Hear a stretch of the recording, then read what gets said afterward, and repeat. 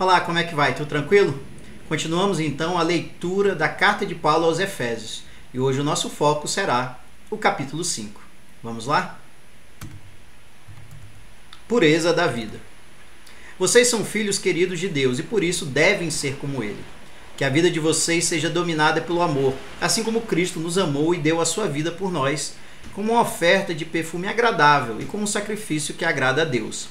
Vocês fazem parte do povo de Deus, portanto, qualquer tipo de moralidade sexual, indecência ou cobiça não pode ser nem mesmo assunto de conversa entre vocês.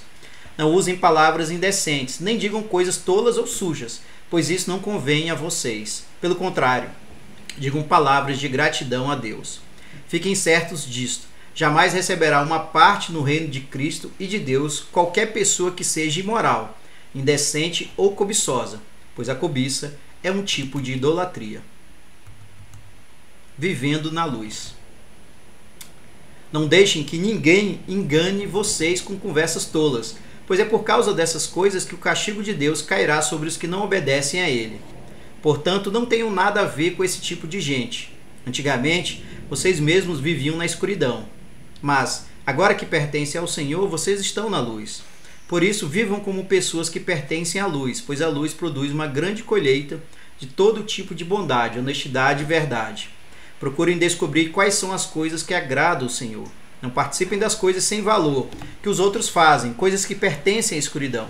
Pelo contrário, tragam todas essas coisas para a luz, pois é vergonhoso até falar sobre o que essas pessoas fazem em segredo. E, quando qualquer coisa é trazida para a luz, então a sua verdadeira natureza é revelada. Porque o que é claramente revelado se torna luz, e é por isso que se diz: você que está dormindo, acorde. Levante-se da morte, e Cristo o iluminará. Portanto, prestem atenção na sua maneira de viver. Não vivam como os ignorantes, mas como os sábios. Os dias em que vivemos são maus, por isso aproveitem bem todas as oportunidades que vocês têm. Não ajam como pessoas sem juízo, mas procurem entender o que o Senhor quer que vocês façam. Não se embriaguem, pois a bebida levará vocês à desgraça, mas encham-se do Espírito de Deus. Animem uns aos outros com salmos, hinos e canções espirituais. Cantem de todo o coração hinos e salmos ao Senhor. Em nome do nosso Senhor Jesus Cristo, agradeçam sempre todas as coisas a Deus, o Pai. Esposas e maridos. Sejam obedientes uns aos outros pelo respeito que têm por Cristo. Esposa, obedeça ao seu marido como você obedece ao Senhor. Pois o marido tem autoridade sobre a esposa, assim como Cristo tem autoridade sobre a igreja. E o próprio Cristo é o Salvador da igreja, que é o seu corpo. Portanto, assim como a igreja é obediente a Cristo, assim também a esposa deve obedecer em tudo ao seu marido. Marido, ame a sua esposa assim como Cristo amou a igreja e deu a sua vida por ela. Ele fez isso para dedicar a igreja a Deus, lavando-a com água e purificando-a com a sua palavra. E fez isso para também poder trazer para perto de si a igreja em toda a sua beleza, pura e perfeita, sem manchas ou rugas ou qualquer outro defeito. O homem deve amar sua esposa assim como ama o seu próprio corpo. O homem que ama sua esposa ama a si mesmo, porque ninguém odeia o seu próprio corpo. Pelo contrário, cada um alimenta e cuida do seu corpo como Cristo faz com a igreja, pois nós somos membros do corpo de Cristo. Como dizem as Escrituras Sagradas, é por isso que o homem deixa o seu pai e a sua mãe para se unir com a sua esposa, e os dois se tornam uma só pessoa.